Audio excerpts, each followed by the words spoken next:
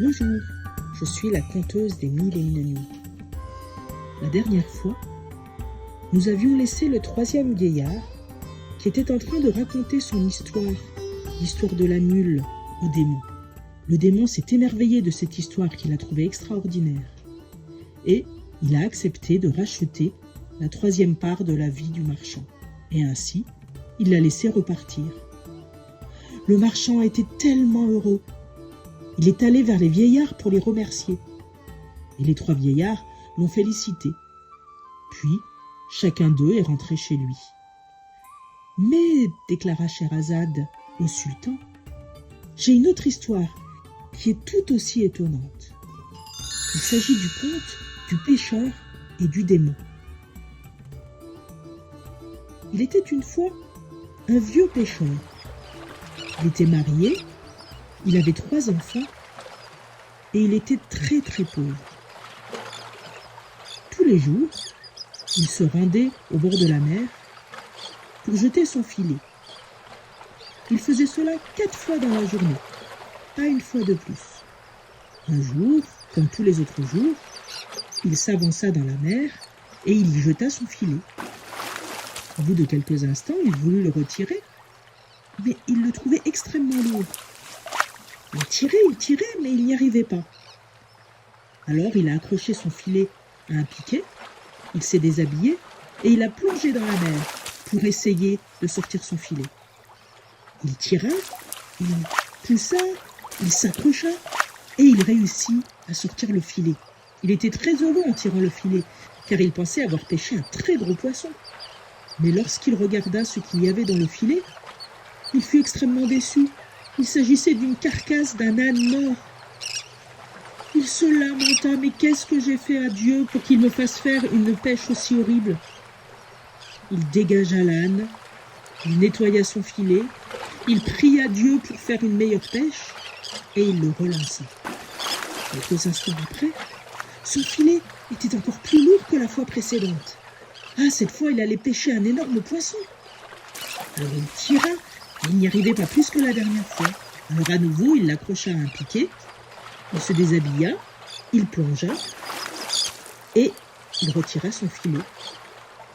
Et dans le filet, il trouva une jarre remplie de sable et d'argile. Misère, mais qu'est-ce que je vais devenir?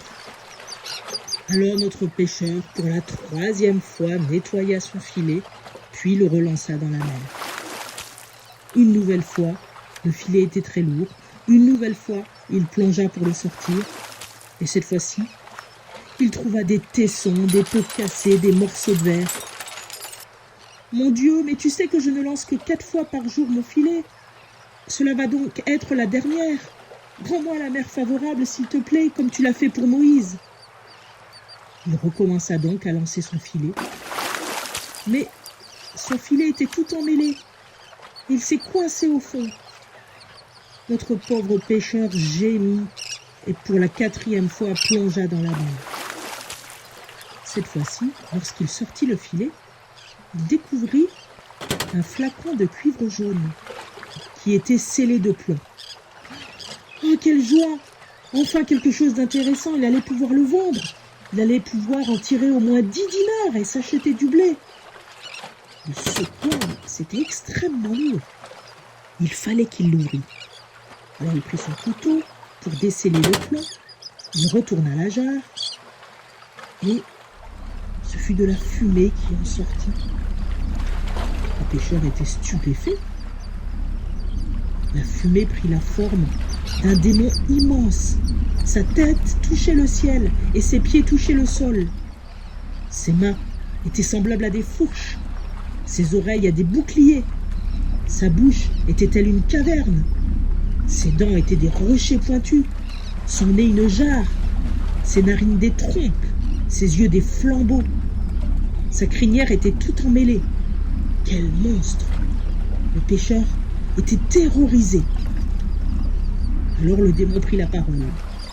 Il n'y a de Dieu que Dieu, et Salomon est son prophète.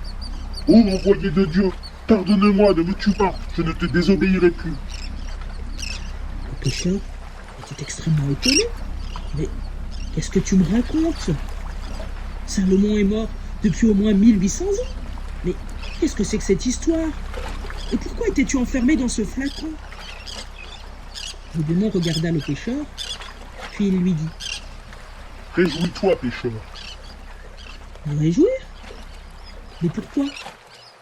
Parce que tu vas avoir la mort la plus horrible qui soit. Ah ben merci, quelle bonne nouvelle! C'est comme ça que tu me remercies? Je t'ai délivré, je t'ai sorti du fond de la mer et tu veux me tuer? Mais pourquoi? Choisis de quelle façon tu veux mourir. Mais pourquoi? Mais qu'est-ce que j'ai fait? Écoute mon histoire, pêcheur. Je m'appelle Sacre. Et je suis un démon rebelle. J'ai refusé d'obéir à Salomon. Alors, Salomon envoyait son vizir pour m'envoyer chercher, et il me demanda d'embrasser sa foi. Mais je refusai à nouveau. Salomon m'emprisonna dans ce flacon, puis il le scella de plomb. Ensuite, il ordonna au djinn de porter ce flacon et de le jeter à la mer. Enfermé au fond de la mer, j'ai fait une promesse. Si quelqu'un me délivre, je ferai sa fortune pour l'éternité. Et j'ai attendu. Des années ont passé, un siècle. Personne. Alors j'ai fait une autre promesse. Si quelqu'un me délivre, je découvrirai tous les trésors de la terre et je lui donnerai. Et j'ai attendu. Des années. 100 ans. 200 ans. 300 ans. 400 ans. J'ai fait encore une promesse. Si quelqu'un me délivre, je lui exaucerai 3 vœux. Mais toujours personne. J'étais toujours enfermé au fond de la mer. Alors une colère me prit. J'ai fait une dernière promesse. Si quelqu'un me délivre, je le tuerai et je lui ferai choisir sa mort. Ce fut toi qui m'as délivré. Quel étrange malheur, gémit le pêcheur. Et moi, j'arrivais à ce moment-là. Mais laisse-moi vivre. Si tu me laisses vivre, Dieu te pardonnera. Non, tu dois mourir. Choisis ta mort. Je t'en supplie, je t'en supplie. Cesse de rêver, il te faut mourir. Alors le pêcheur réfléchit.